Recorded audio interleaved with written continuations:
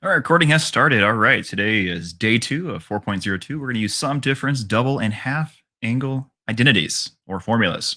Same difference. All right, so we're going to use the sum, difference, double, and half angle formulas to solve trig problems. It's going to be exciting.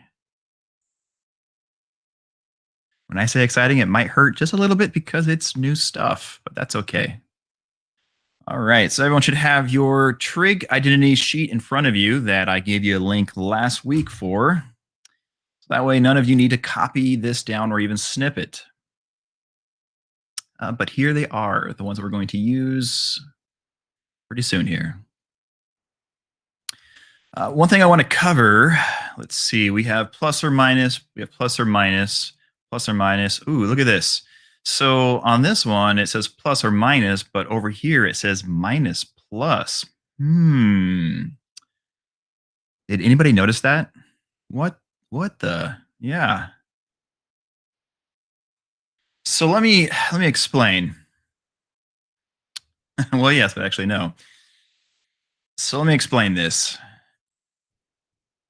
The first one's pretty straightforward. If you have the sine and you're adding two angles together, alpha and beta, or A and B, if you're adding them plus your expanded formula that you use, you're using plus as well.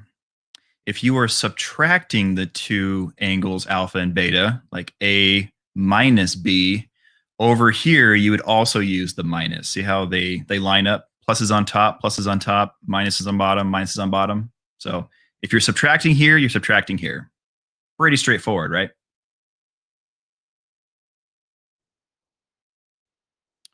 This is where all of you type in chat. Yes, of course, I'm paying attention. Yes.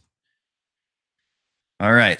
So everyone follows that basic case that we're all used to. All right. For the second piece, it switches. Now you have plus on top, but then you have minus on top. Well, so if you have cosine of alpha plus beta, when you actually expand it to this, you are now subtracting them instead. So addition becomes subtraction in your expanded form. And if you were subtracting them two angles, like alpha minus beta, well, alpha's on, or the minus is on bottoms and the plus is on bottom. So in the expanded form, you are then adding them. Kind of straightforward, I guess. So if you're subtracting, you are expanding to become addition. Does that make sense? So now this one over here. Now this has a combination. See, we have plus and minus, and then minus and plus. All you got to know is if you're adding them, we're using the top operator. So you would add in the numerator, and then you would subtract in the denominator. If you are using the bottom operator, you're using the bottom operator here and here. So you would use subtract on the top, but you would use addition on the bottom here in the denominator. So that's all you got to know. If you're using top operator, use the top operator in the expanded form. Use the bottom operator, use the bottom operator in the expanded form. It's that easy. Oh, are we good? All right, all right. Now, people who don't watch this recording and they try to do your quiz or your test, and they quickly look at that plus or minus operator being flip-flopped, I could see them just doing something not what I just told you guys. All right, all right. All right, so first example here, we're going to find the exact value using the sum and difference identities. Now, we want to find the sine of 75 degrees. Now, here's the thing. You want to look at, that's why you want to have your unit circle in front of you, because we want to use degrees or radians that appear on your unit circle. Now, looking at this, does 75 appear on the unit circle? Yeah, it doesn't. So we got to look at the unit circle and think of, hey, which degrees added together appear on the unit circle and will add the 75? So kind of think to yourself and go ahead and write in chat what you think two numbers that will add the 75 that appear on the unit circle. So I see 30 and 45. This seems to be a popular choice.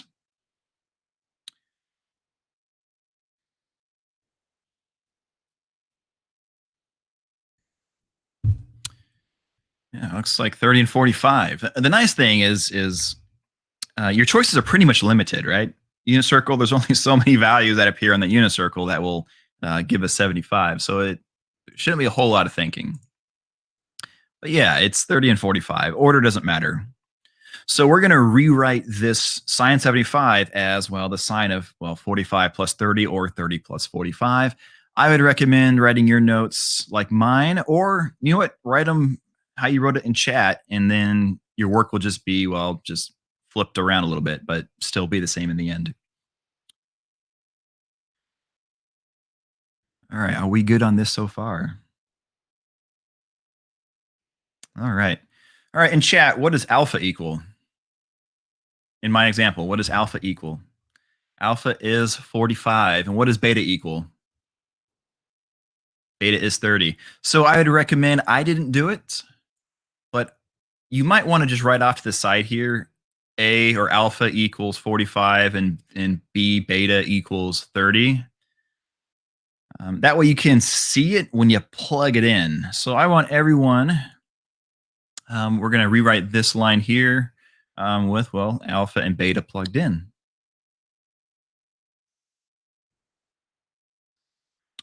So we get sine 45. Beta is 30, so times cosine of 30. All right, are we going to have plus or minus? We're going to have plus. Yeah, we're using the top operator. So, well, the top operator is still going to be plus. Cosine of what? Cosine of what? 45, yep. And then sine of 30. Okay. Now remember, I said don't forget this stuff, like what variable does cosine represent on the unit circle? X, yep.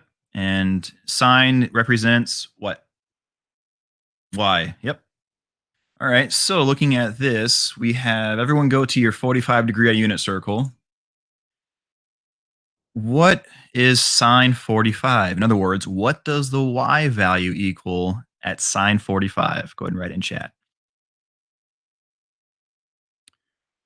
Rad 2 over 2. Rad 2 over 2. Yep.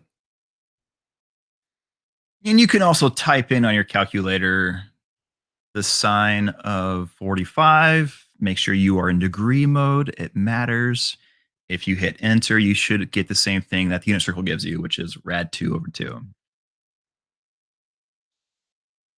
All right. Everyone on the same page so far? Mm-hmm. Right. Cosine 30, what does that equal? From the unit circle, what does it equal? Rad 3 over 2? Yep. And plus, then cosine of, what's cosine of 45?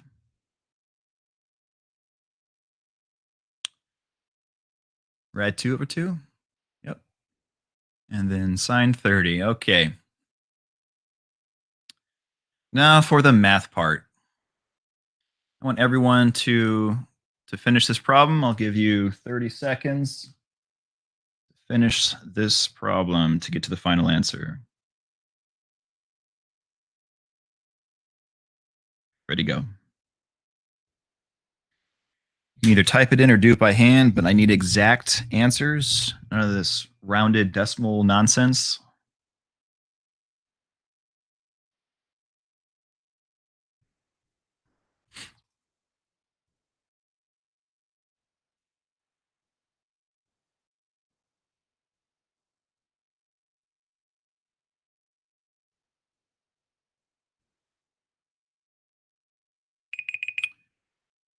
All right.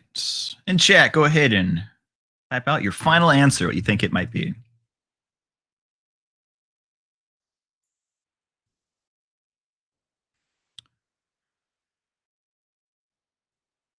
maybe rad 3/2. What else we got?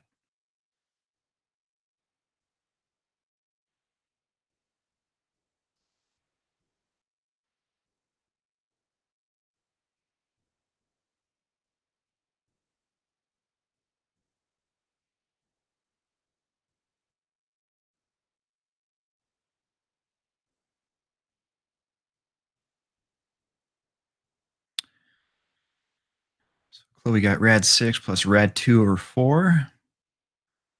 So I would like you to get it under one denominator. So how Caitlin typed it out. Oh, I think that's what Chloe meant too. All right. Yep. Parentheses. Yep. So rad 6 plus rad 2 all over 4. So, yep. So how Caitlin typed it out with the parentheses around the rad 6 plus rad 2, that's how you would represent the entire quantity all over 4.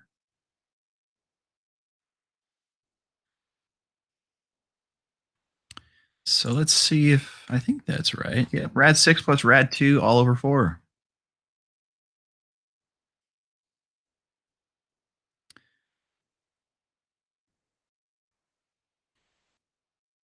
There's the work. So for the first piece here, square root of 2 times square root of 3 is square root of 6. 2 times 2 is 4. Radical 2 times 1 is still just rad 2, and 2 times 2 is 4. The denominators are the same, 4 and 4. So that means we can actually add up the numerators together, and rad 6 plus rad 2, well, these are not like terms. It's like saying x plus y. You can't add them together. They're different. So we just keep them as the way we see them. Rad 6 plus rad 2. Cannot combine them.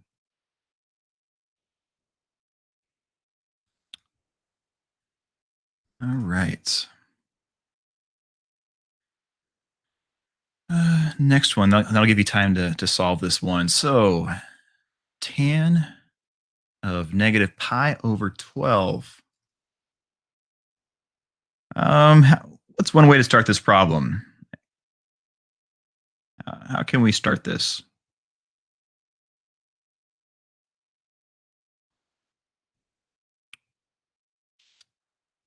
Convert to degrees. I like Dianica. I think that is excellent. I have a hard time, especially negatives, looking at this and thinking in radians. So let's convert this to degrees. I think that would probably be easier.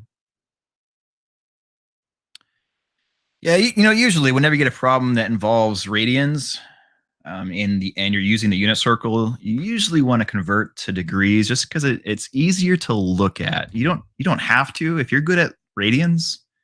You can skip the step, right? But seeing this written as degrees be easier. So, what is the degrees? So, what is that negative radian converted into degrees? Negative 15. Yep, I agree. Negative 15. Yeah. Yep, remember we times by 180 over pi, and that's how we got negative 15. All right. Now, looking at that negative 15, let's write some either sum or difference that represents negative 15. So yeah, don't use coterminal angles. I wonder if you would get the same answer. You might get the same answer if you convert it to a coterminal angle. I don't know for sure though. I'm going to say it sounds likely, but I haven't tested it yet. How about that? So 45 minus 30 would be positive 15. That wouldn't work.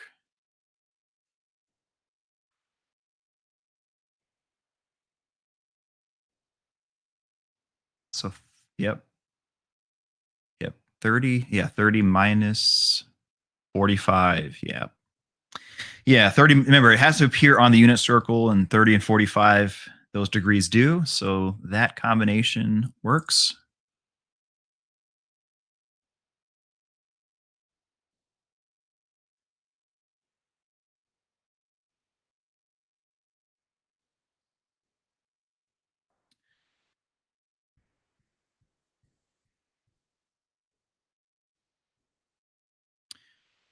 So I feel like if you use coterminal angles, I'm going to try it later. And then after class, I'll try it at my own time and I'll try it out for number 2 and see if it works.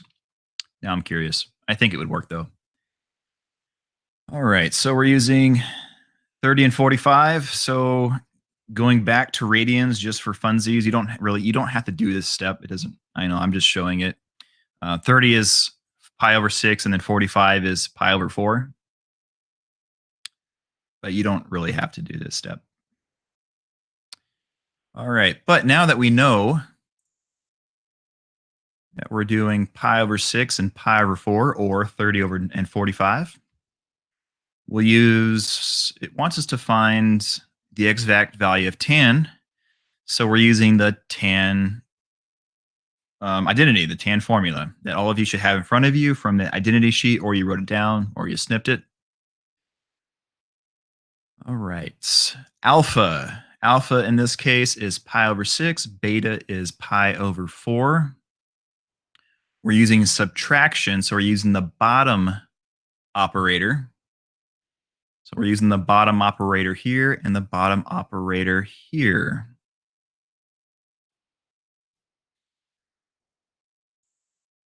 So I already showed you alpha is pi over 6, beta is pi over 4. And then on the bottom, are we using plus or minus?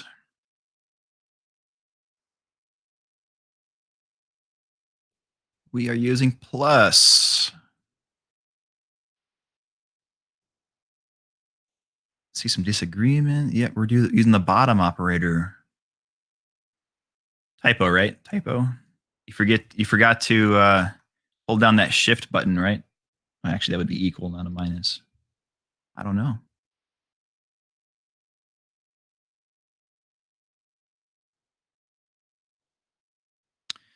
All right. So we are using, so we know it's subtraction, right? We're doing tan of this minus this, right, Emily? So looking at the formula, which is right here, because we're using minus sign, see how we have two modifiers? We can either use plus or minus, right? And because we're using minus, we are using the bottom one. So let me just use my red here. We are using the bottom modifier. So that means we are using the bottom modifier here and the bottom modifier here.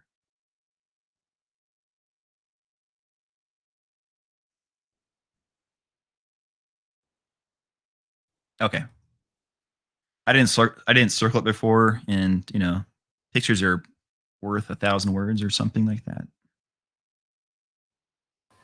Wait, I have a question. I'm going to use my arrow. Hang on. So we're using the bottom one because of this right here? Yep. Okay.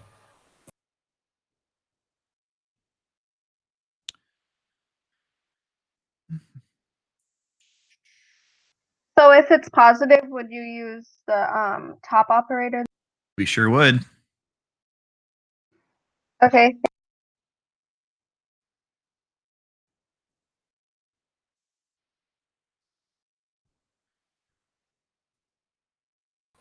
Sorry, I have one more question. So how you were doing pi over 6 minus pi over 4, can we keep it in degrees and then convert it back at the end? Or would it just be harder and more work?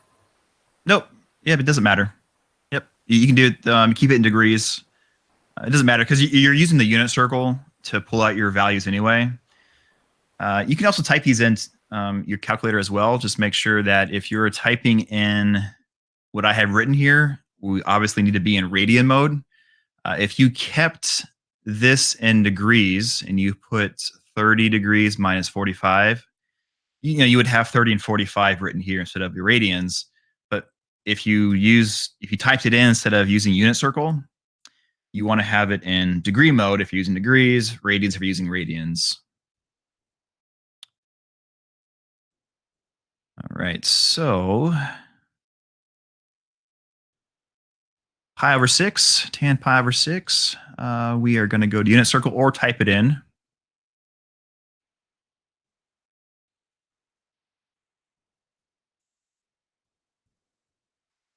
So tan of pi over 6 is equal to radical 3 over 3.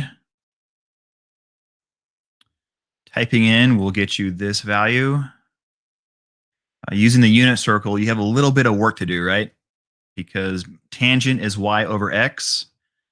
So you have to do the y value divided by the x value and then simplify to get radical 3 over 3. Minus tan of pi over 4, that just gives you 1. On the bottom here, you have your 1. Tan pi over 6 is equal to radical 3 over 3.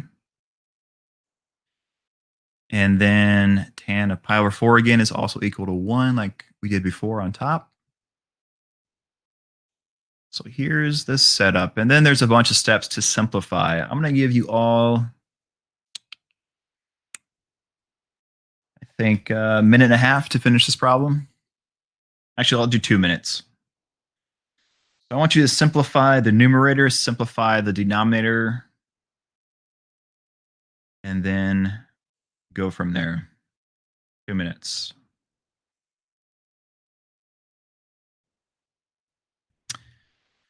You can type it in just to confirm your answer, but you should know how to do this problem by hand.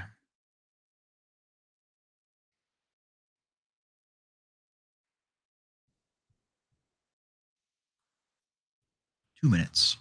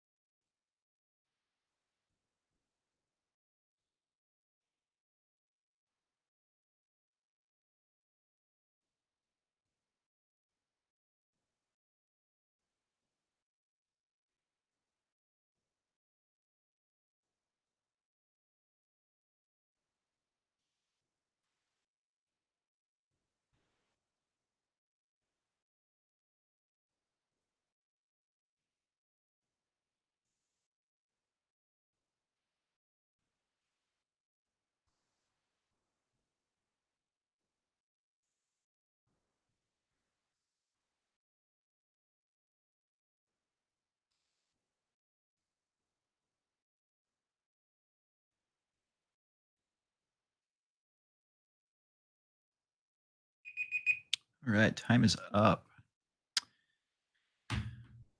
Final answer.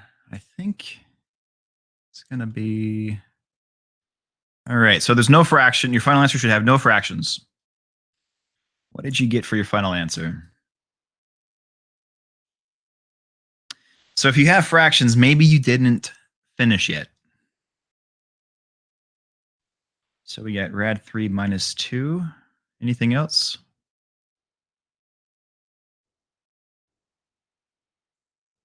Was 2 minutes not enough time, guys?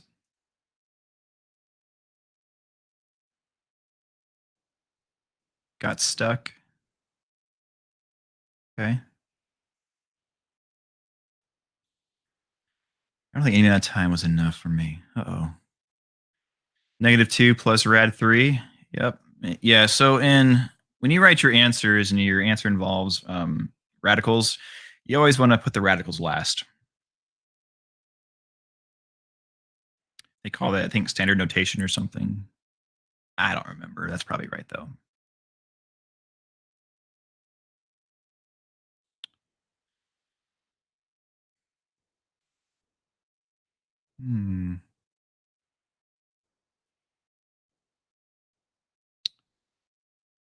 Okay. All All right, so let's go through this. Let's see what the answer. What did I get? Yep, -2 plus rad 3.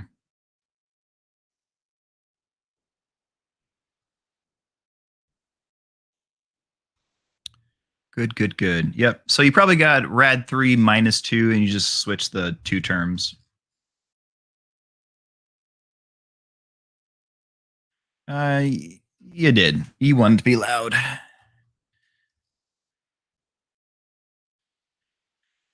All right. So let's look at the work for this. All right. Well, 1 times anything is itself.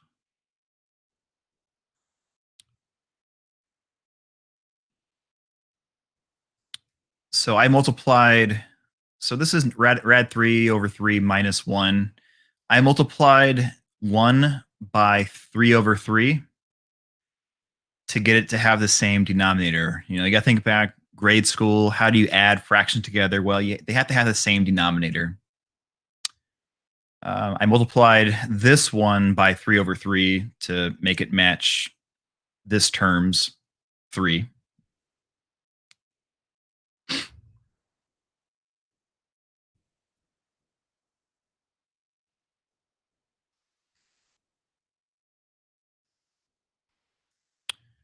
All right, so rad 3 over 3 minus 3 over 3. Well, we can't do anything with the numerator. That stays the same.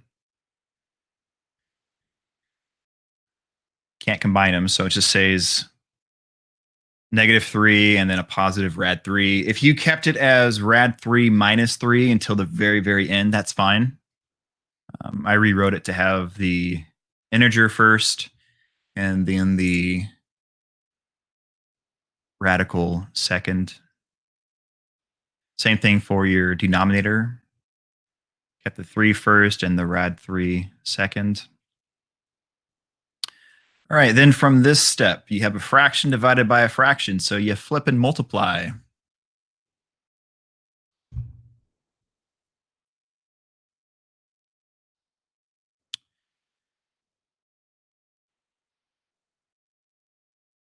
This 3 and this 3 cancel out because it's a factor and a factor, so I would cross this 3 out and cross this 3 out.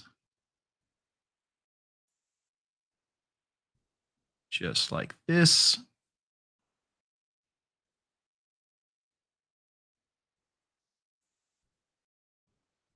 And that's how you get -3 plus rad 3 all over 3 plus rad 3.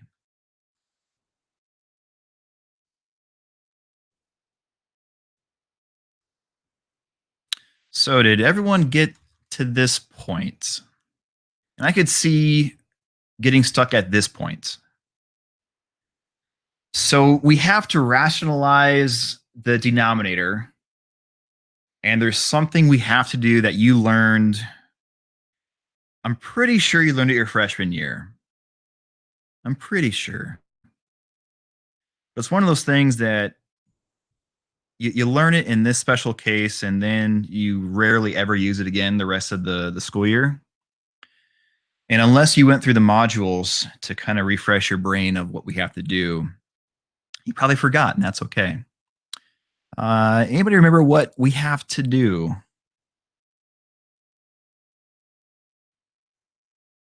What do we have to multiply by? What's that term called? The special vocab word for math. What is it called?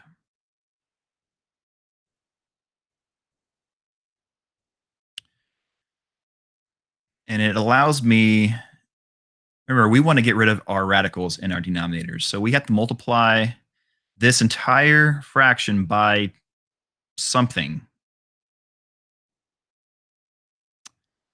Not inverses, not reciprocal, but you're on the right track of the word. You want a hint of the name of it? Starts with a C. It's 2 words. Starts with a C, 2 words. Dun, dun, dun. Does the two words conjugate pairs ring a bell? No? Lots of no's. Somebody says yes. Not at all. Yeah. All right. So you may recognize that those words, but maybe don't know what it is. All right. Well, conjugate pairs.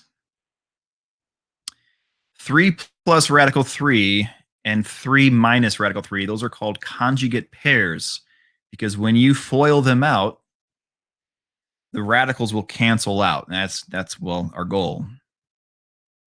So we're doing 3 minus 3 because this is a conjugate pair to 3 plus radical 3.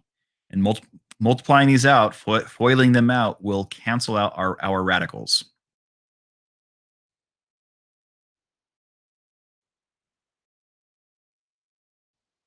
So I FOILed it. On the bottom, 3 times 3 is 9.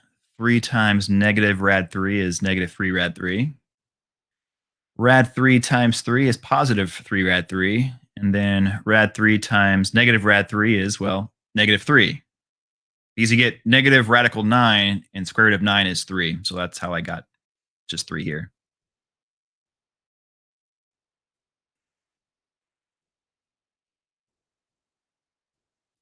Conjugate pairs, yep.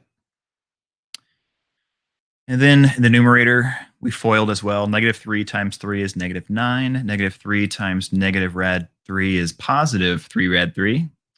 Rad 3 times 3 is positive 3 rad 3. And then radical 3 times negative radical 3 is negative radical 9. And the square root of 9 gives us 3. And you can see here in the numerator, we have negative 9 minus 3 is negative 12.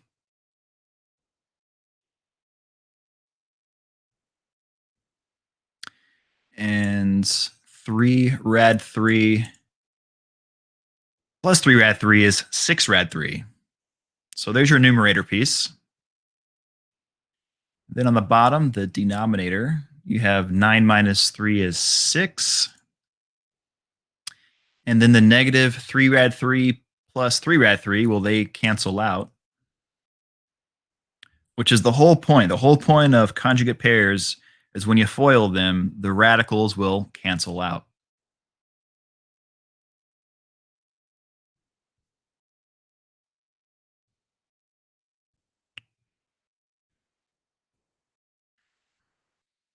You know, I meant to actually have bell work going over conjugate pairs, and I ran out of time.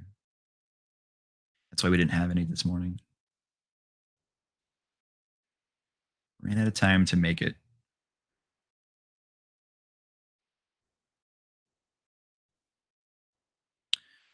All right. So from this step, we have to simplify it. Now, if you notice, we have negative 12, 6, and 6. In order to reduce a fraction, all terms must reduce by that same number. So you got a 12, 6, and 6. So 6 can go into all three numbers. 6 goes into 12 twice. 6 goes into 6 once. And 6 once. Anything over 1 is itself. So that's why it's gone. And you don't have to put a 1 in front of the radical. It's always assumed if it's missing. So this might remind a lot of you that you may have to review how to reduce or simplify fractions, multiplying conjugate pairs. Yeah, those two things.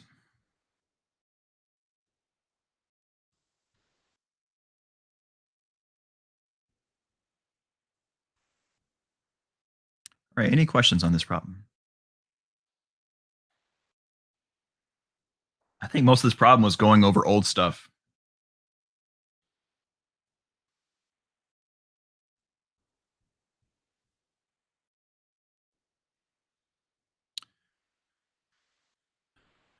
All right, so find the exact value of Cosine 11 pi over 12. I will give you all.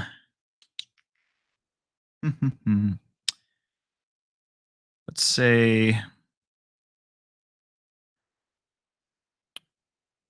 4 minutes. 4 minutes. 3 minutes. 3.5 minutes. 3.5 minutes. I'm so indecisive. You should see me in Baskin Robbins. I'm there for an hour.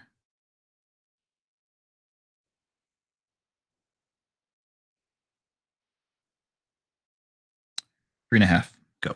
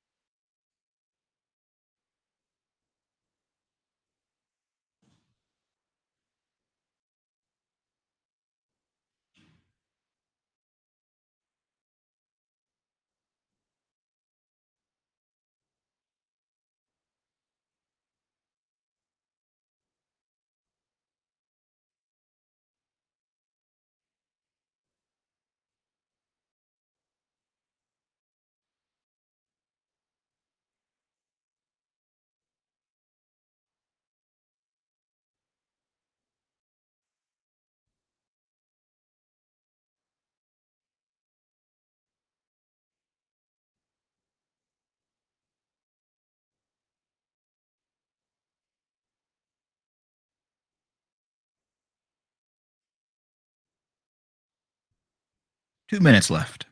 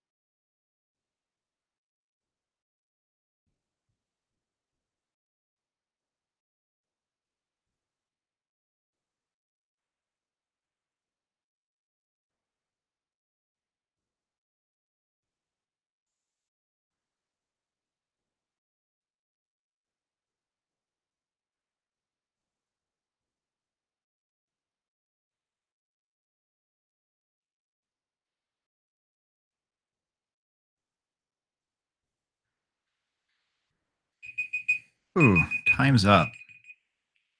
All right. So rather than go to the final answer, because some of you might still trying to be finishing at the very last few steps, let's talk about the beginning steps. So what is the degrees? So you converted it into degrees. What did you get? 165. All right. Let's see if that's what I got too. I sure did. Okay. Everyone's doing great so far. Now, looking at the unit circle, we want to rewrite this with values found on the unit circle.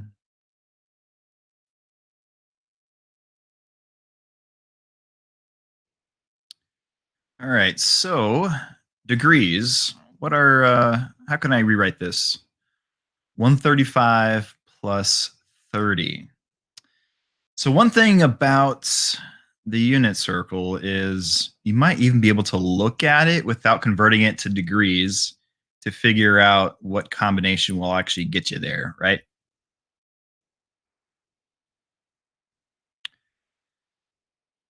So 120 and 45, 135 and 30. So there's definitely more than one possibility, right? Let's see what I did. I did 135 and 30.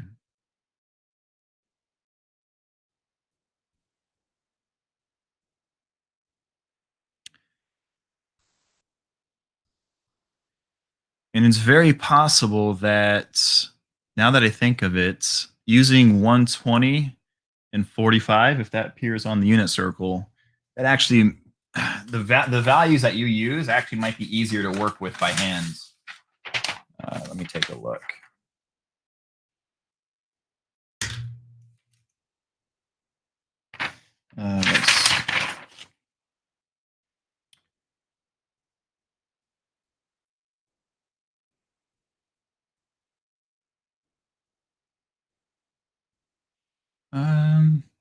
Maybe they might be easier. I don't know. I could see it being easier in some places and about the same in others. So it's really up to you how you want to do this problem.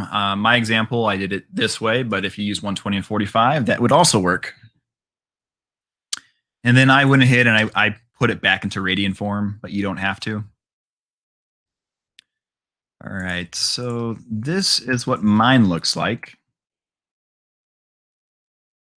And then I replace, remember, cosine is x, sine is y.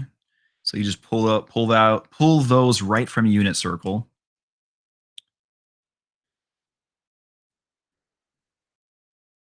And I think maybe just as easy.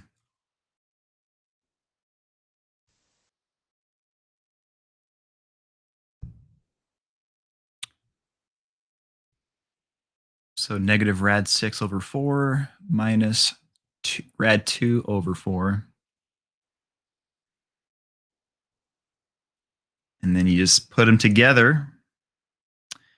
So you could use this answer. Or you can actually, greatest common factor, you can pull out the negative in front of the entire fraction to be that. So I think on your quiz or your test, they want you to have the negative in front. What's the question? So if I were to go and put the negative in front, but then leave this negative here, would that be wrong? Right. So think about this. This is a negative times this, right? Yes. So you have to distribute. So a negative times a positive is negative. A negative times a positive gives you a negative. So if you left this negative here in this answer, you're saying a negative times a negative should be a positive, and it's not. All right, so I was close then. Yeah, but you're so wrong. So close, but so wrong. Correct. So yeah, and that's, if you pull out the negative from the top, you have to pull it out from both terms.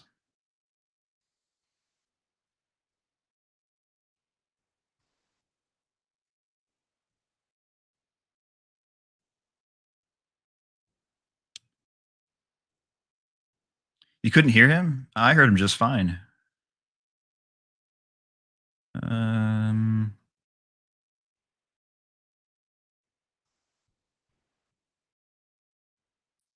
Well, that's weird. Maybe you muted him. So I'm not really sure how you can do that.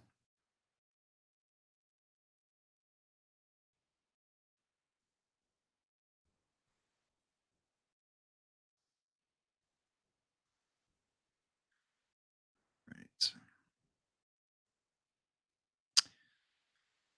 All right, more problems.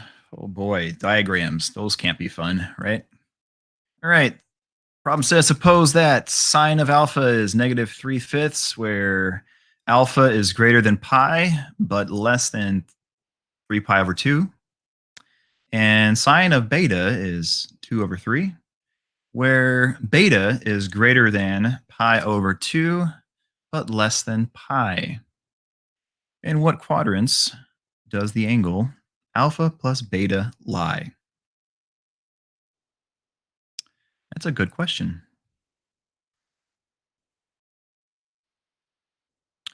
Diagrams are great. I don't know what you're talking about. Diagrams are great.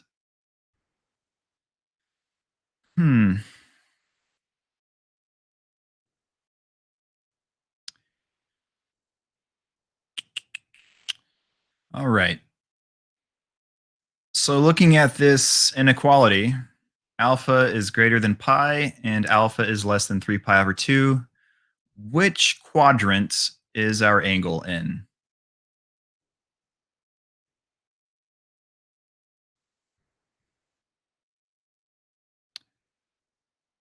If it's greater than pi and less than 3 pi over 2, which quadrant is that?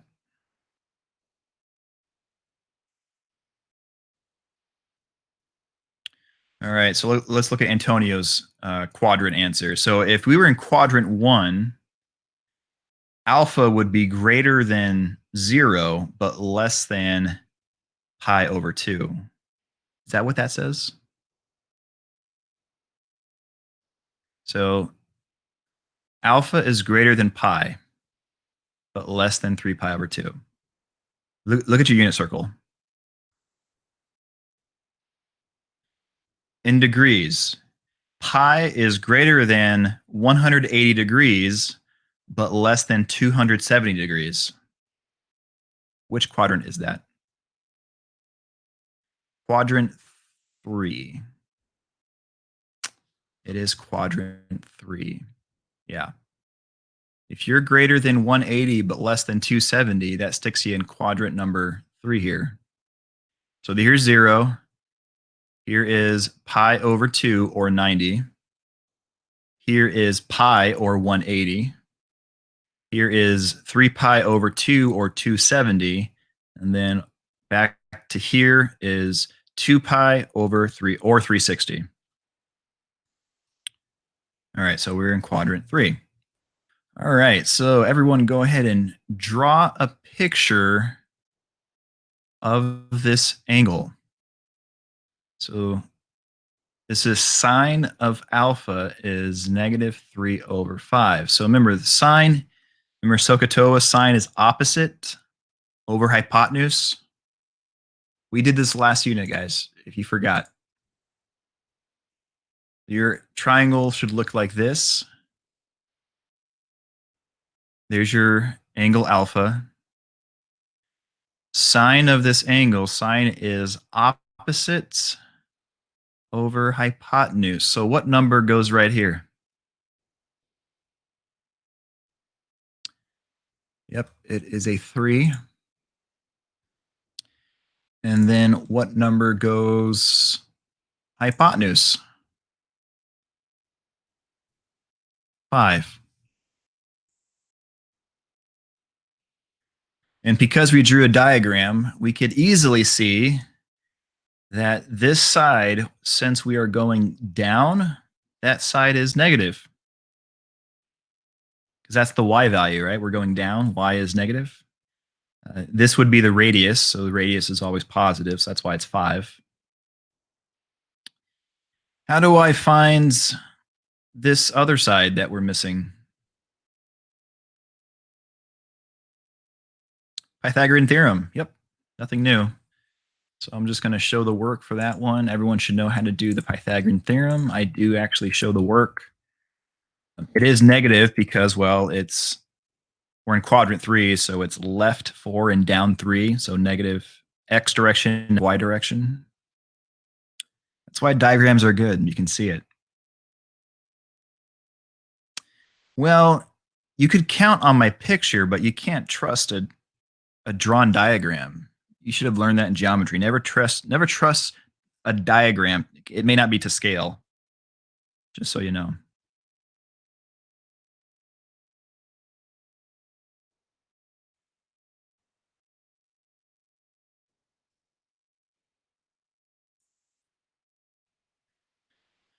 Okay, so we're going to use, so we need to find the cosine of the value 2. We're given the sine of both of them. We need to find the cosine of both of them as well in order to use, well, to do what we're trying to do, which you'll see on the next page. So cosine. What's the cosine of alpha? What is that fraction?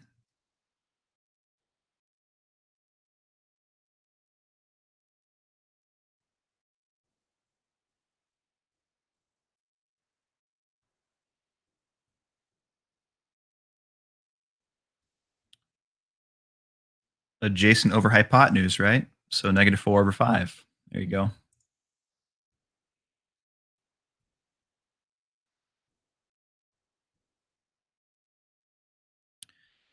So the whole point of the work on this page is to derive what cosine is from the diagram.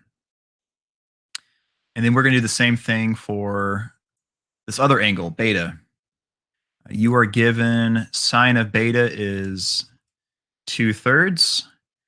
It tells you that your angle is greater than pi over 2, but less than pi. So what quadrant is that? It's quadrant 2. So that's where we draw the triangle. Excuse me.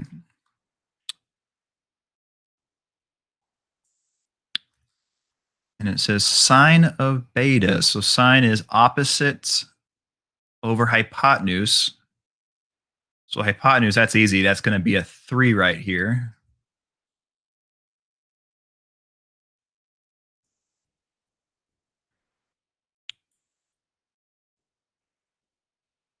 Which one's going to be the 2?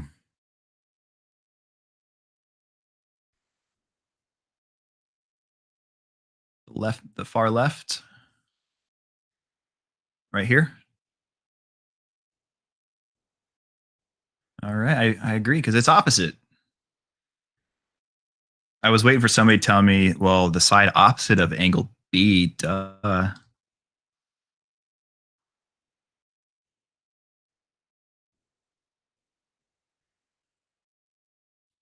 All right, and then we find the other side by using the Pythagorean theorem, a squared plus b squared equals c squared.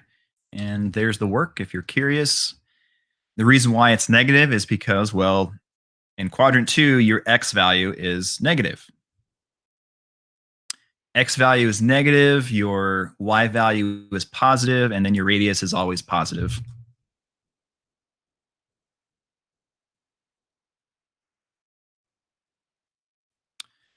So that means, what is the fraction for cosine? Cosine of beta is what? I see negative rad 5 over 3. I agree. All right, so this is only half the work, guys. This is just the work to derive what sine and cosine are for both angle alpha and angle beta.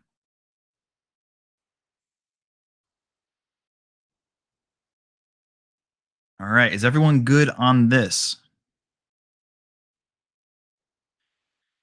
So this question is asking us, just before we go on the next page, is if you were to add these angles together, angle alpha and angle beta together, you add them together, which quadrant would we be in?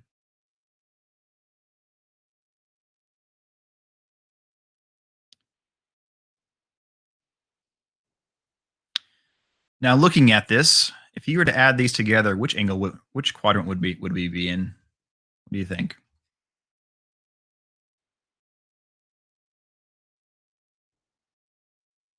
It's hard to tell. I don't know. Let's find out. Let's find out mathematically. All right. So are we good on sine and cosine deriving both of them? Okay. All right. So I just copied over the sine and cosine for both of them from the previous page. So we want to know which quadrant angle alpha and angle beta lie. Now here's the thing. Remember last unit I said, don't forget cosine is your x and sine is your y, right?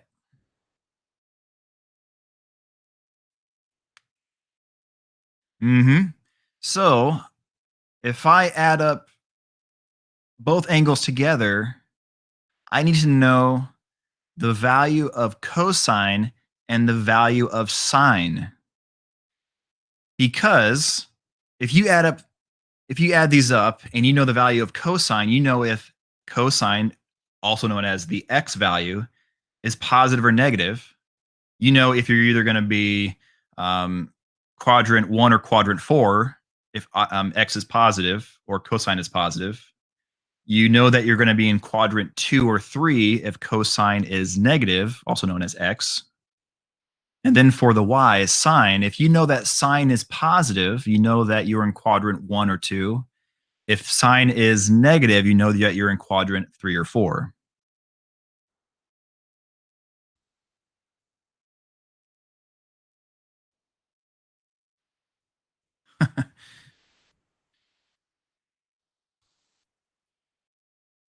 So everything I just said, I'm going to repeat the very end.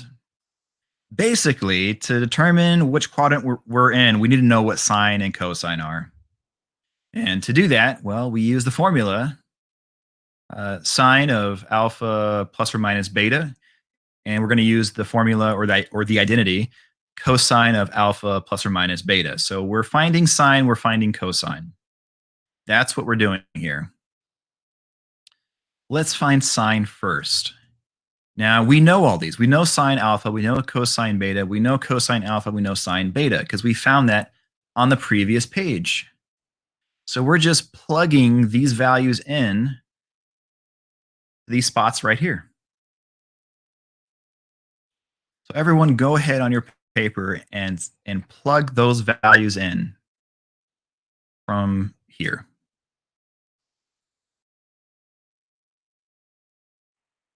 Yeah, this page is just plug and chug. Well, you tell me. The problem says we're adding them, so you tell me.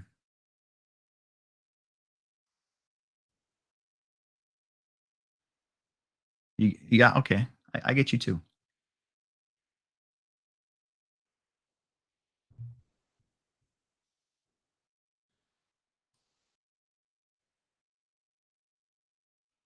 All right, what did everyone put for sine alpha?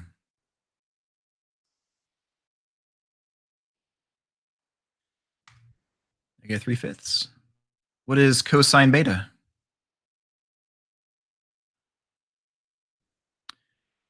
Yep, red 5 or 3. All right, so I think you understand placing those with what we found, right?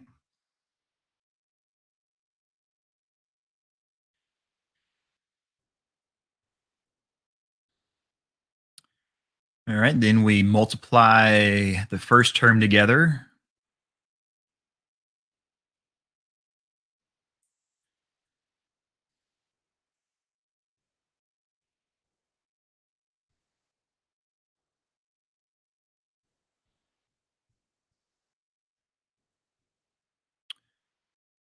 All right, so rather than multiply straight across, I reduced based on my work. So I canceled out the 3's here. So then we have negative, oh yeah, negative times negative is positive, right? Then I have rad 5 over 5 for my first term. And then what else did I cancel out here?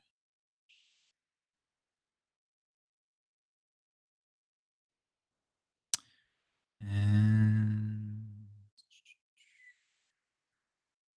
8 over 15. Oh, ooh, I have a typo. Oh no, I messed up my work. I'm so sad right now. Everyone see my typo I forgot? Man, doing so good. Yeah, this should be that should be a 15 on the bottom, not a 5. Dang it. That makes me really sad. Oh boy, well, that changes work dramatically in this problem. Okay. So negative times a positive is negative. So that's right. 4 times 2 is 8. That's correct. 5 times 3 is 15. Okay. Well, now I have rad 5 over 5 minus 8 over 15. I cannot subtract these directly. I have to make these denominators match. So for that first fraction, I must multiply by what over what? 3 over 3. Yeah. So let me change my color to blue. Multiply by 3 over 3. Okay. So that means I'm going to have 3 radical 5 over 15 minus 8 over 15.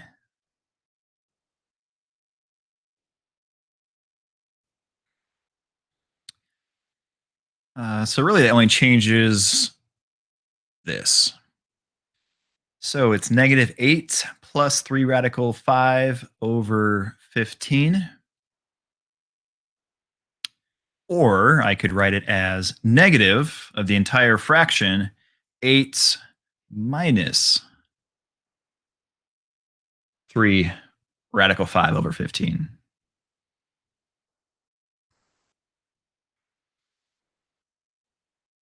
All right, so everyone type that in and tell me what the decimal equivalent of this is. And I think it's easier to type this first one. So type in negative 8 plus 3 radical 5 all over 15 and tell me the decimal you get.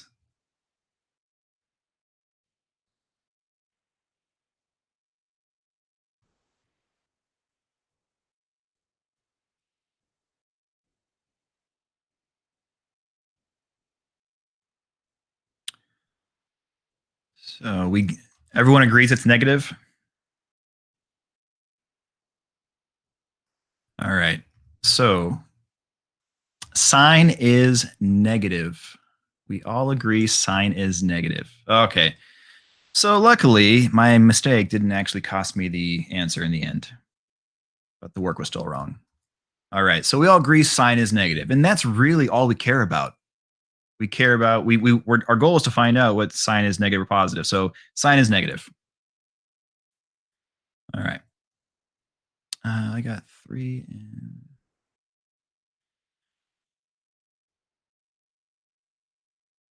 3 rad. Hold on. 3 rad 5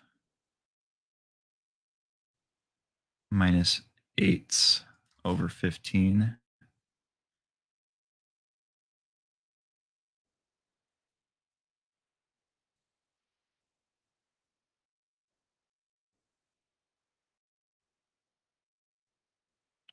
Yep. 3 rad 5 minus 8 all over 15 is the same thing.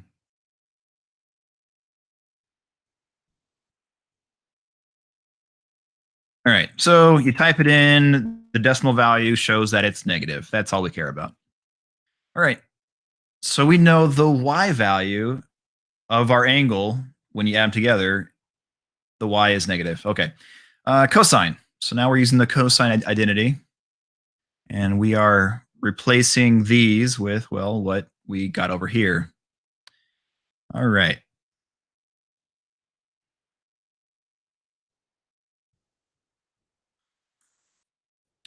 So cosine is negative 4/5. Cosine of beta is negative radical 5 over 3. Are we going to have a plus or a minus after that?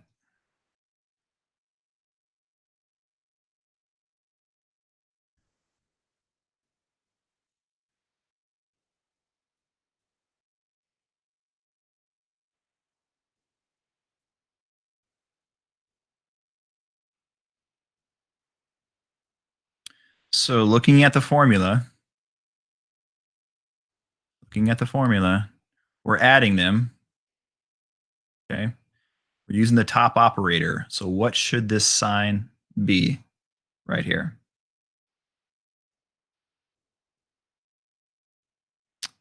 We're using the top operator, so it's negative. Sorry, I didn't. I could see how you're confused of how I asked that question. So yeah, we are using so the top operator, which is negative, and then sine of alpha is negative 3/5, and sine of beta we found to be 2/3. Okay, so there's the setup.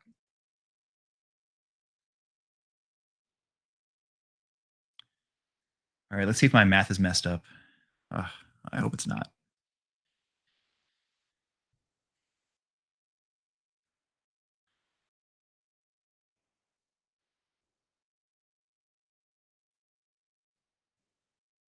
I didn't mess it up here. That's nice.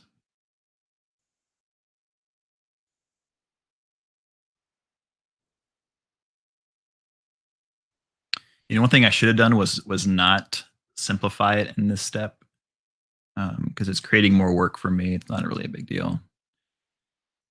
But I would have crossed out the 3 and the 3 to make it -2 over, well, positive, right? Negative times negative is positive, so positive 2 over 5. I would have saved myself a step if I left it as a 15 on the bottom and a 6 on the top. Because I'm going backwards, right? So I have 6 plus 4 radical 5 in the numerator and 15 on the bottom.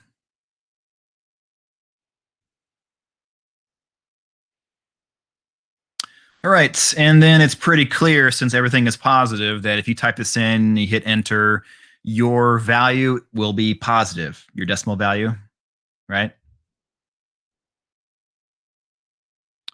So that tells us that, well, cosine is positive.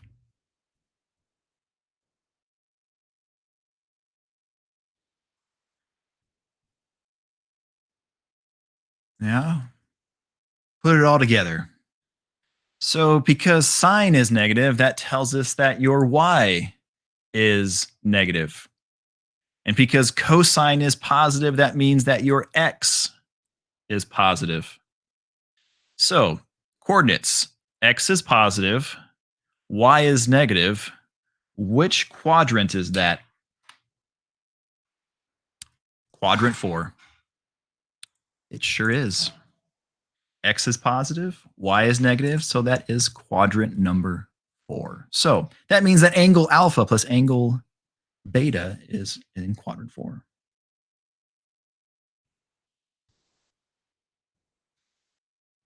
It's a lot of work just to determine which quadrants 2 angles added together would be in.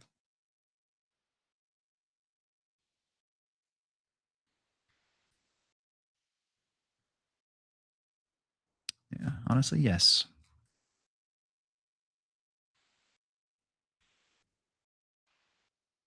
We are way over time, but it's a good thing that math gets from 10 to noon on Mondays and Wednesdays, so I'm good. I know. Wow. Wow.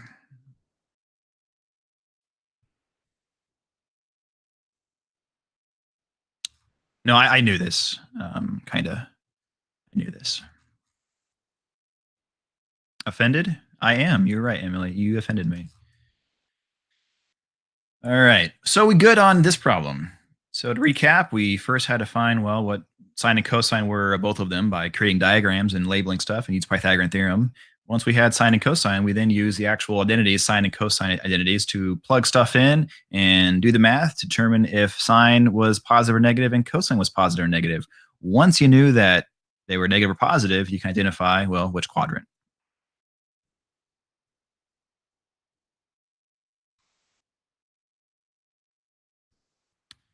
You know, it looks like there's a lot of work just because it's 2 pages, but really there isn't a lot of work. You did a diagram, you labeled the sides, you found sine and cosine, and then you have like 2 lines of work. You had the original, you plug stuff in that you found, you simplified to determine positive or negative for both of them. It looks like a lot of work, but it's not.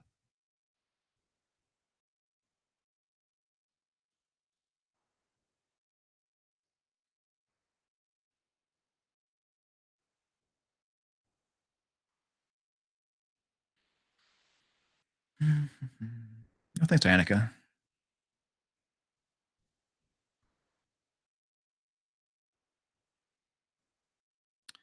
And you know what?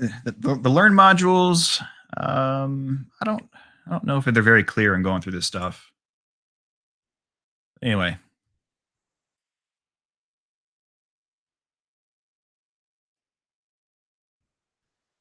All right, so let's go on to more stuff. Double and half formulas. So you have these written down. You have these written down in your notes. Okay, let's try to go a little faster through this stuff. I would say these are probably a little easier than the first half. So determine the exact value. So the cool thing about this is you can just type these in and hit enter, and then if your calculator is nice, we'll give you the exact answer. And at least you know what the answer should be through all this work of using the identities, right? I guess, right? So that's a good thing. You can just type it in, hit enter, and get an answer. But let's use the identity to actually solve it. And that's the whole point of this. So we're going to use the half angle identity, which I put right here. I should have put it in blue like I did on my previous slides, but I forgot apparently. All right, so first we have to find out what alpha is. And this right here isn't alpha. So this right here is alpha divided by 2. So let's just say this equals alpha over 2 and then solve for alpha. So that's what I did. I just said alpha over 2 equals 5 pi over 8. Multiply both sides by 2. So that means alpha is 5 pi over 4. So I went through that really quick because that should make a lot of sense.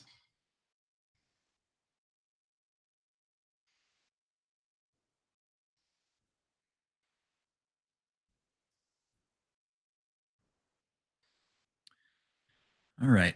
So from this point, we can always just check to make sure that 5 pi over 4 all divided by 2 is equal to this just by typing it in and hitting enter. And typing this in, hitting enter will give us back to the original problem, which is what we're supposed to, right? But I wanted to separate it like this just so I could see that alpha is equal to 5 pi over 4. All right, we good? All right, so then all we do is, well, we rewrite this with, well, what alpha is. Well, alpha is 5 pi over 4, so that becomes cosine of 5 pi over 4. And that's why we wanted to rewrite this to know what alpha was. All right, then you go to your unit circle. You say, all right, where's 5 pi over 4 on my unit circle? I found it, which all of you should have in front of you. I had mine in front of me. And cosine is what variable again? Cosine is x. Yeah, it's like we can't get away from that concept, right? Cosine is x, sine is y. Cosine is x, so we just go to 5 pi over 4. We find the x, the coordinate, and we pull out the x value. And well, that's what cosine of 5 pi over 4 becomes. The x value. And then we simplify. So what did I do?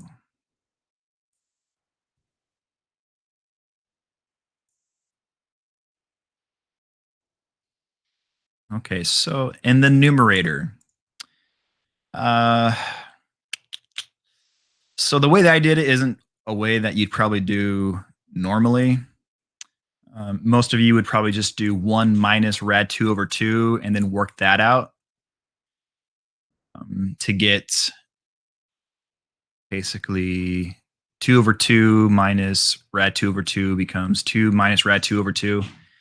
I went ahead and I multiplied the top and the bottom by 2. It's a math trick to clear fractions when you have a fraction in the numerator or the denominator or both.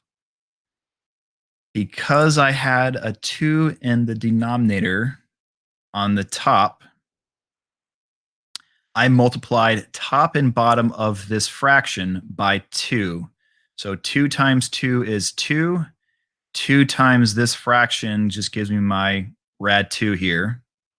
And then 2 times the bottom gives me 4. So it's a little math trick to clear fractions within a fraction, though we've never done that before. And I rarely do it. I don't know why I thought I did it this example. I don't know. I just feel in the mood to do it, I guess. I don't know. But it's something you can do on problems like in the past. So actually, there's a problem like that. And this we did that we actually could have used that trick on. And that was this one. I could have easily multiplied top and bottom by 3. And that would have actually saved me a lot of steps. I could have gotten, I would have saved a bunch of steps if I would have done that trick on this problem. Try it later. You'll see. It's fun.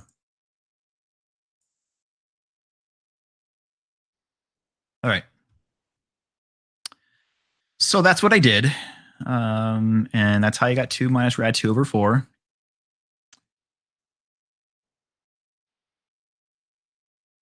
And whenever you do the square root of fraction, it's the same thing of doing the square root of the top and the bottom separately. So that's what I did.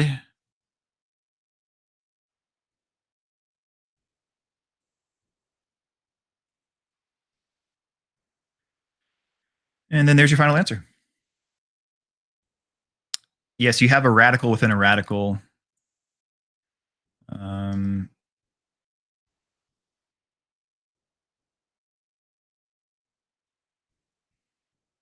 And because of this, the quadrant is in quadrant 2.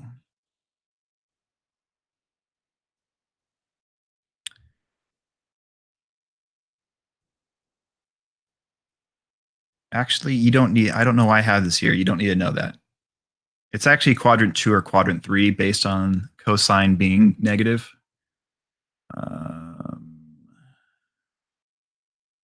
Don't know why. Why did I do that? This might be a mistake. Hang on.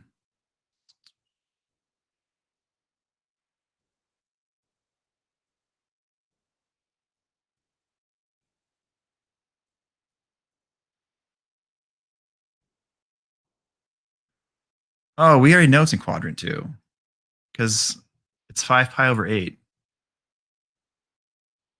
Ignore this last part. That is not needed. We already know it's in quadrant 2. Because 5 pi over 8 is in quadrant 2. Wait. My brain is mush. Okay, so the angle given is in quadrant 2. And we know that because it's 5 pi over 8, and that's in quadrant 2. So the answer is negative because, well, its cosine is the x value. And if we're in quadrant 2, x is negative, y is positive. That's why it's negative and not both plus or minus. Okay, I was confusing myself. Sorry. Did everyone follow what I just said?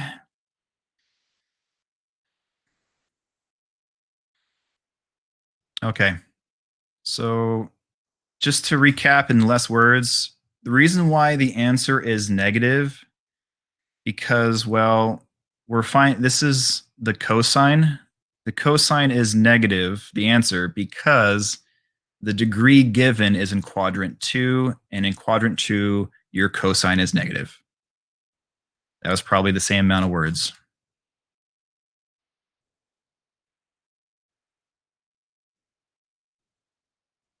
All right. Are we good?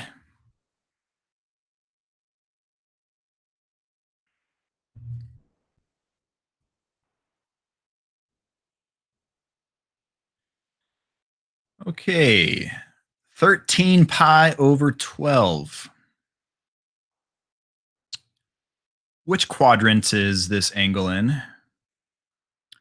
13 pi over 12. Quadrant 3. Everyone see that?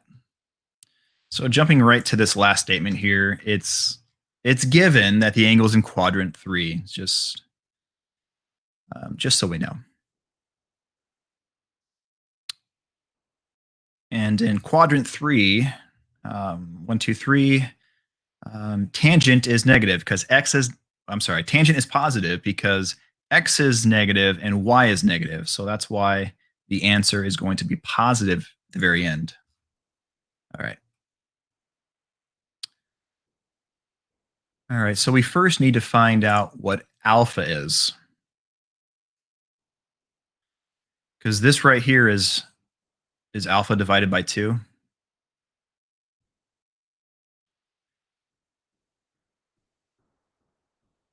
So we just set it equal to alpha over 2, multiply both sides by 2, and that's how we get 13 pi over 6. So the angle 13 pi over 6 is in quadrant number 3. All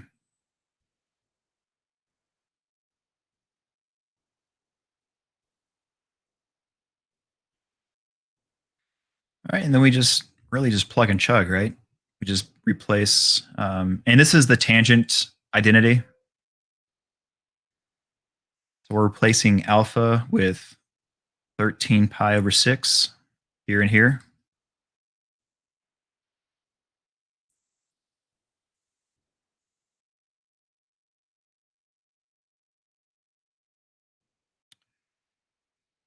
Thirteen pi over 6, is that actually on the unit circle? It's like a weird number.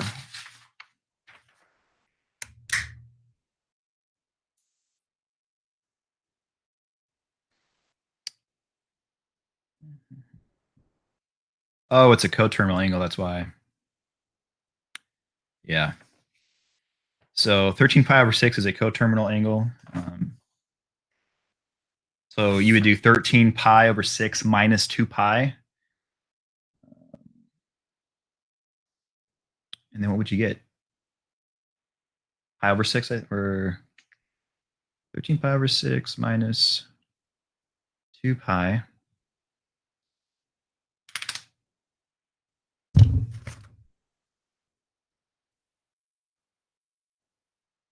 Proceeds to check. It's not. It's pi over 6. Oh, it's in quadrant 1. Ooh. The given angle is not in quadrant 3. It's in quadrant 1. Dun, dun, dun. You guys just said quadrant 3 because you saw the answer by somehow changing your stuff. That's why I said quadrant 3. It's not quadrant 3. It's in quadrant 1. I did that on purpose to test you guys, to see who's actually cheating. It's in quadrant.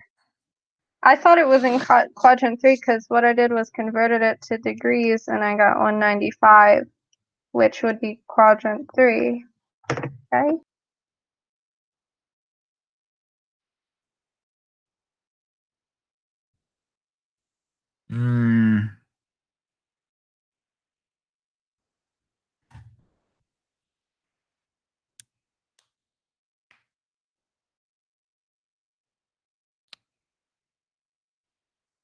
Yeah, you're right. 13 pi over 12 converted into a, let's write that down. 13 pi over 12. The thing is that whether it's in quadrant 1 or quadrant 3 isn't going to change the answer. Because in quadrant 1 and quadrant 3, tangent is going to be positive no matter what. And that might be the reason why it's doing this. 13 pi over 12. So 13 pi over 12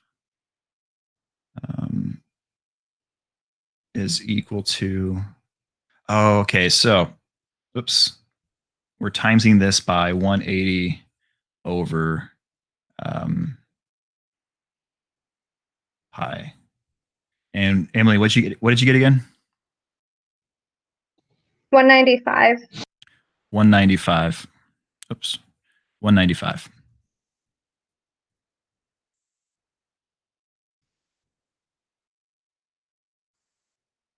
All right. 195. So that is That's the given angle. And we set this equal. So remember this, we want to find alpha.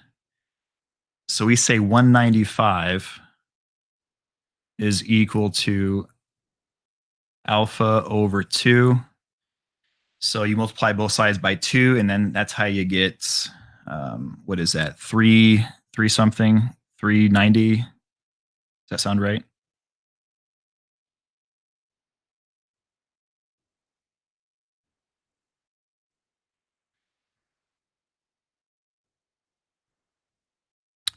So alpha is 390, which is a coterminal of pi over 6, which is 30 degrees. Does that sound right?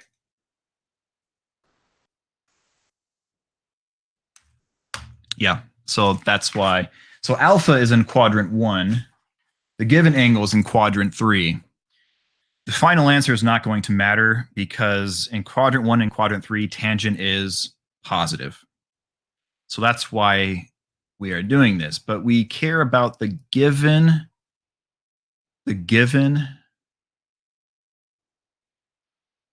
quadrant, and the given quadrant is in quadrant 3. So that's what we should stick with and not use the alpha quadrant. Hopefully that makes sense. So given angle, quadrant 3, alpha angle, quadrant 1. Okay. All right. We figured that out. Whew. More work than we needed to do, that's for sure. Anyway.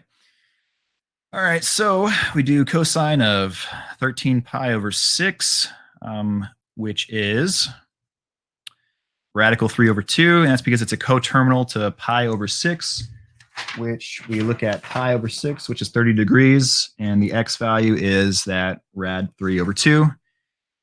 And then we have that top and bottom. Sorry if I confused you guys with extra work we didn't need. We can multiply top and bottom by 2 to clear the fraction within the fraction. But then you would eventually get down to radical 7 minus 4 radical 3. Which gives us radical, well, that's the answer.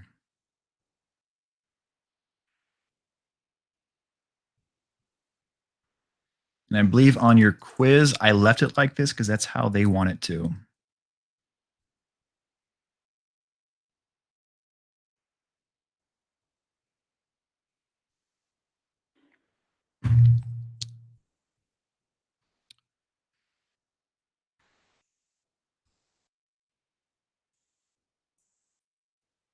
All right, this work is not needed. We don't need to know this.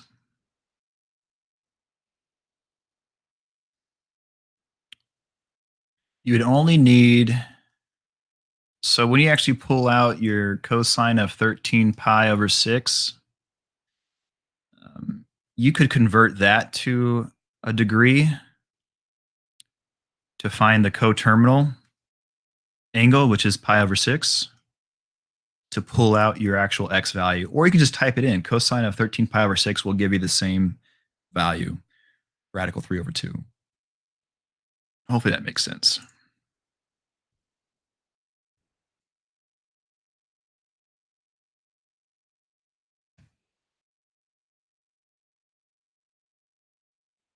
All right, let's do one using the double angle identity. Oh boy, running out of time.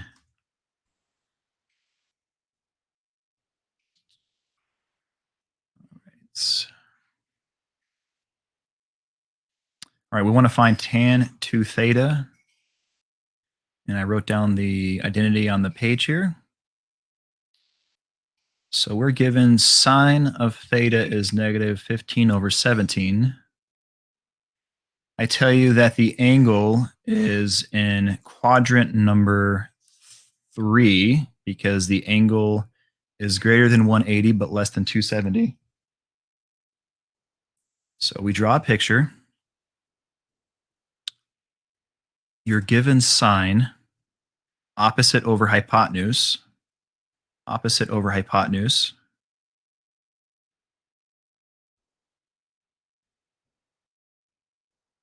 To find this side, we do the Pythagorean theorem. And that's how we get -8s.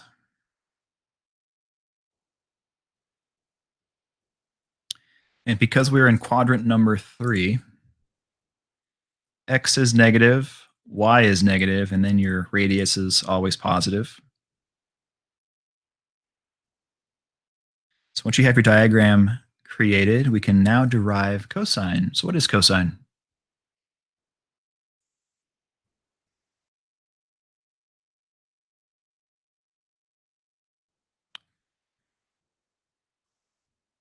Yep. What is tangent?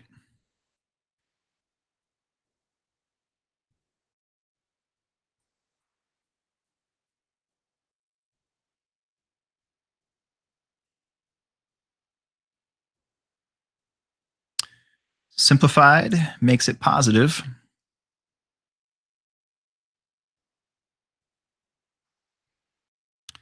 So we created the diagram based on what we're given. We derived cosine and tangent because we need it. Well, we need tangent. We didn't need to know cosine. We just did that for fun. We only need tangent in the out of this diagram. Because tangent of this angle we derive to be 15/8. So that's what gets replaced here.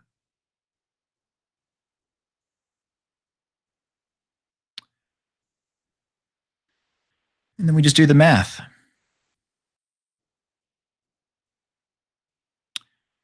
15 squared on top, 8 squared on the bottom.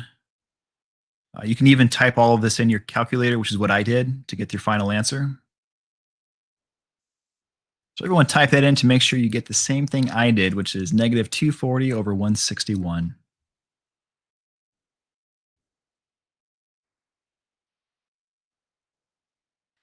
Typing in could be like half the battle.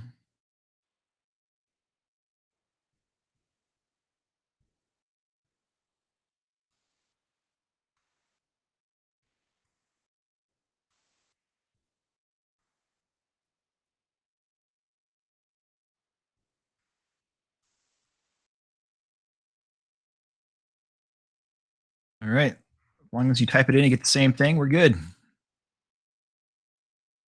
I have a really quick question. On tests, will it tell us whether or not to use the half angle identity or double angle? Okay, thank you. Yep. Yeah, it has to, because if it says find the exact value of this, we learned ways last unit to make this like less painful. Like we could have, to find this exact value, we even could have just, well, no, it wants us to find tan of 2 theta. So yeah, it has to tell you.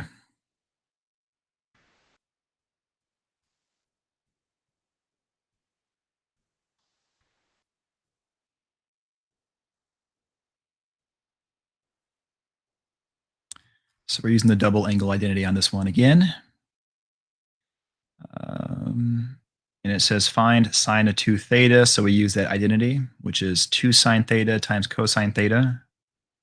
It tells us your angle is greater than or equal to pi, but less than 3π/2. So that tells us it's in quadrant 3. So we draw a diagram again in quadrant 3. It gives us tangent. So tangent of the angle is equal to opposite over adjacent. So opposite would be -4. Adjacent would be -3. And it's negative because, well, we're in quadrant 3. X is negative, Y is negative. We use the Pythagorean theorem to find this. And this is actually called a 3-4-5 triangle from geometry. You recognize that? We can avoid the Pythagorean theorem. Just put a 5 right there. And then we can just derive everything else just for fun. We only care about the sine and not the cosine.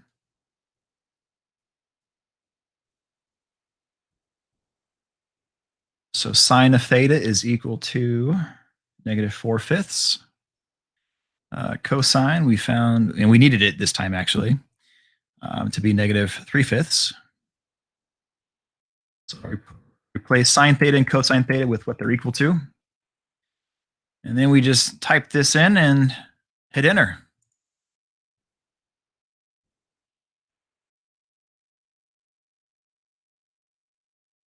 By the way, the first two lessons of this unit are by far the worst. This unit will get easier, I promise. Like a lot easier.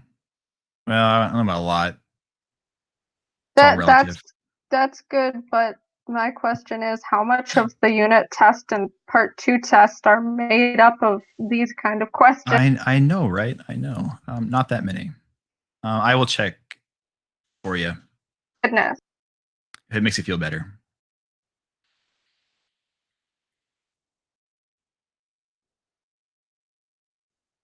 Okay. All right. Everything that I covered in green is another way to do this problem. The one that I'm showing you is the easiest way to do this problem, and that's how you should do it. So this wants us to find cosine of 2 theta. And that identity is given here. So we are in, which quadrant are we in? If we're greater than 270 or equal to and less than 360, which quadrant is that? Yeah, quadrant 4. I give you the cosine of the angle being 3/5. We're finding cosine of 2 theta.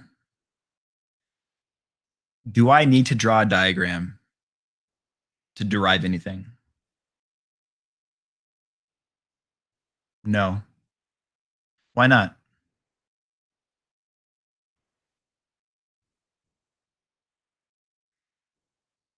Because I have cosine. Yeah.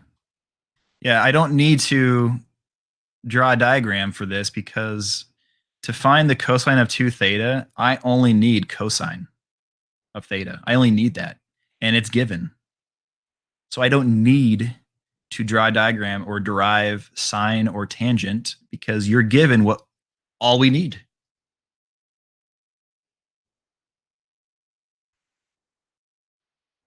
I did it anyway because I did this problem 2 different ways, or 3 different ways, sorry. 3 different ways, which I'll show you. All right.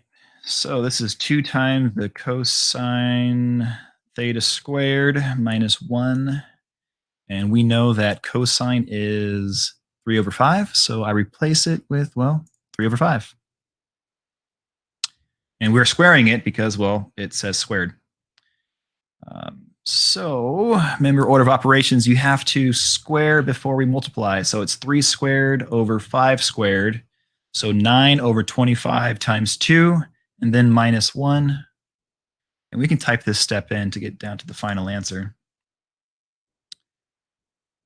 And that's how we get -7/25. So this problem was actually extremely easy. There was no side work to derive anything. It was literally, everything was given to you. You just plug and chug. All right. Now for if you, for whatever reason, chose to do it a difficult way. Now remember, well, let me hold my thoughts before I show you. All right. So quadrant 4, we derive, it's again a 3, 4, 5 triangle. This first way. So remember, cosine, you're given, what is it, 3 equations, 3 identities that satisfy cosine of 2 theta. So you can choose one of those 3. So choosing this one would obviously be the easiest. So always choose the easiest way. Now, if you decide to choose this way, well, this way we need to know what sine is. Well, you derive it, we derive sine, and we find that sine is equal to -4/5. And that's why we put -4/5 here. We plug and chug it. This squared is this, and then we type this in to get the same answer. All right, so this way wasn't that bad. It just required us to create this and derive sine. All right. Now the third way would be using sine and cosine. So we have to know what cosine is, which is given. We know what sine is. We derive that. We plug those in. You have to square both of them. And that's how we get 9 over 25 minus 16 over 25. You type this in, you get the same answer. So no matter which identity you choose to do it, you get the same answer as if your work's correct. Diagram must be correct. But that's just showing 3 ways to do it. This way is the easiest.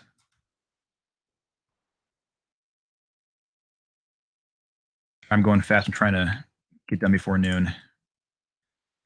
All right. So everyone solve this. I'll give you 3 minutes. Should be enough. I obviously am telling you to do this identity. I want you to find the cosine of 2 theta. You are given sine of theta. So obviously use the identity that uses sine theta. That requires you to make no diagrams. So, all right, 2 minutes.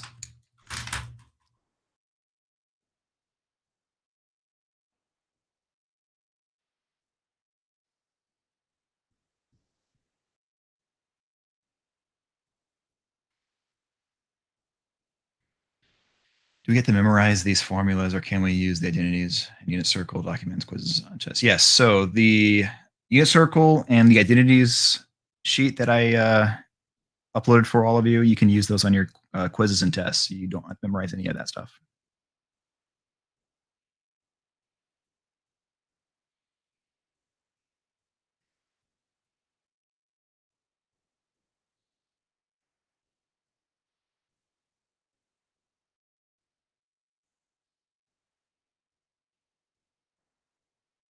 This is the longest one. I'm so sorry. Oh, I would have divided this in 2 days, maybe 3 if I had the time, but I don't.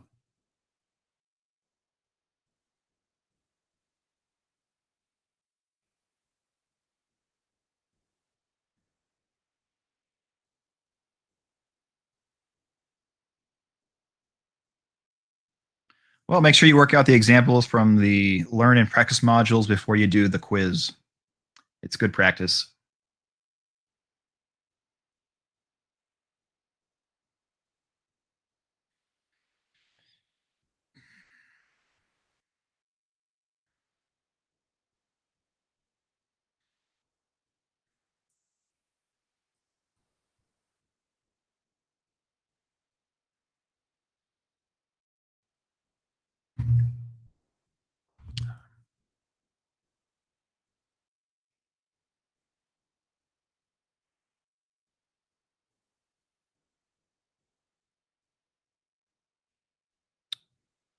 All right. I'm going to go ahead and stop the timer. What is the final answer?